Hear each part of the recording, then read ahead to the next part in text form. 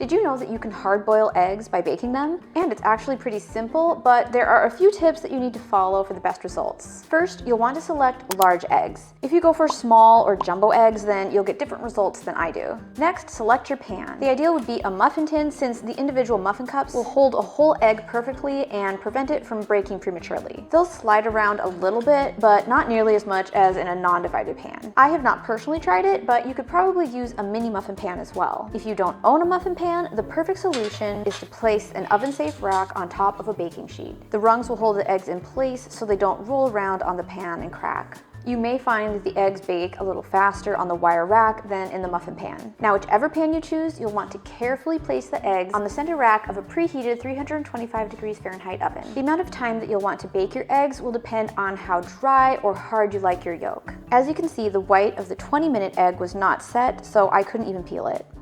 The eggs baked at 23 minutes were inconsistent. Some had whites that were fully cooked and others were still watery. My personal favorite is the 25-minute eggs. The yolk is still slightly soft and the egg white is cooked all or nearly all the way. But if you prefer a drier yolk and you don't want to risk soft white, the 30-minute egg is the best bet. You'll also get more consistent results. Here's another look at the eggs cooked at different times. As you can see, one of the 23-minute eggs was well cooked and the other was still watery.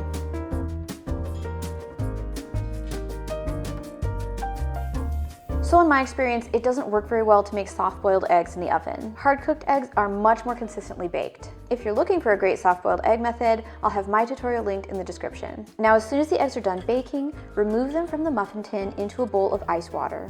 Allow the eggs to sit in the ice water bath for at least 5 minutes.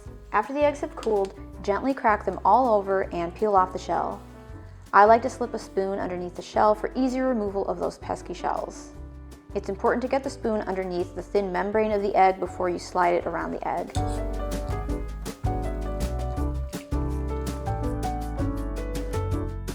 And of course, keep in mind that fresh eggs will be harder to peel and older eggs will be easier. One thing to note, baked hard-boiled eggs can have orange, red, or dark brown spots on the whites. This is only cosmetic, but it's good to be aware of. These would be great for meal prep. Bake up a dozen eggs and they'll be ready for breakfasts or lunches for the next few days. Store any leftover eggs in an airtight container in the refrigerator. If you leave the shells on before storing, they will last in the refrigerator for up to a week. But if you peel them, they'll only last for up to 3 days, maybe less. Alright, if you found this video helpful, please give it a thumbs up, and if you'd like to learn my secret for how to cook perfect sunny side up eggs, make sure to check out this video next. The amount of time oh my gosh, that's loud. Hard cooked eggs are much more consistent.